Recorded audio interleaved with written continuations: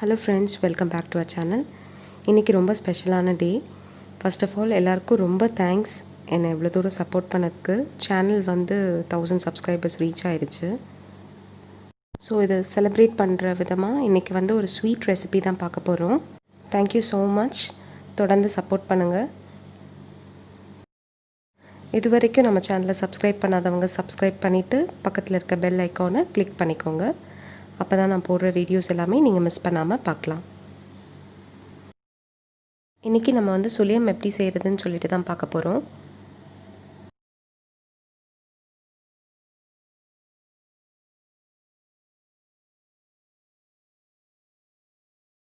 இதுதான் நம்ம ரெசிபிக்கான 2 main ingredient.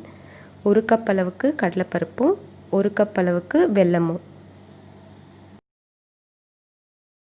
கடலைப்பருப்பை குக்கரில் வந்து வேக வைக்க போகிறோம். ஒரு 30 மினிட்ஸ் அளவுக்கு கடலைப்பருப்பை ஊற வச்சுக்கோங்க.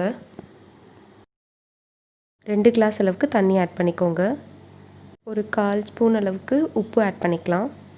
இப்போ குக்கரை லிட் வச்சு மூடிக்கோங்க. ஒரு 2 விசில் அளவுக்கு விட்டுக்கோங்க. 2 விசில் வந்துடுச்சு. நம்ம இப்போ குக்கரை ஓப்பன் பண்ணி பார்க்கலாம்.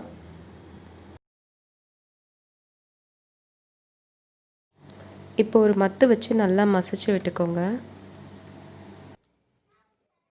வெல்லம் ஆட் பண்ணிக்கோங்க.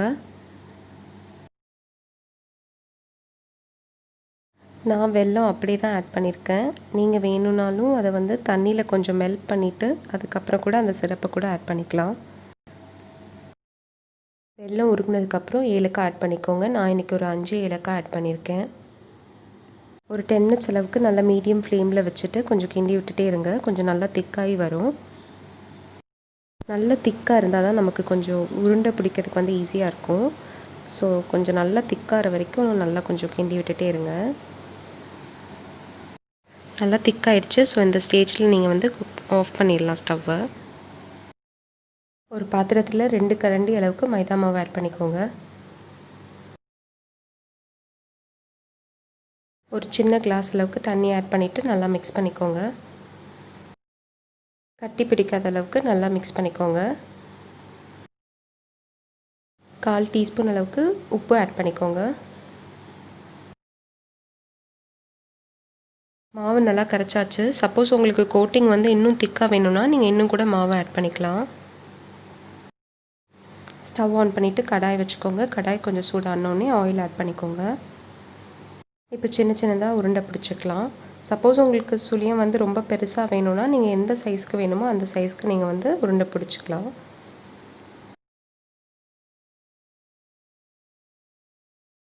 இப்போ அந்த உருண்டையை மைதா மாவில் போட்டு நல்லா பெரட்டி எடுத்துகிட்டு ஆயிலில் போட்டு வறுத்தெடுக்க போகிறோம்.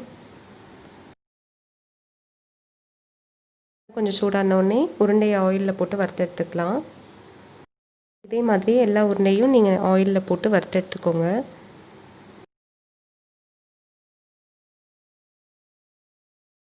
ரெண்டு பக்கமும் நல்லா ஃப்ரை பண்ணிக்கோங்க.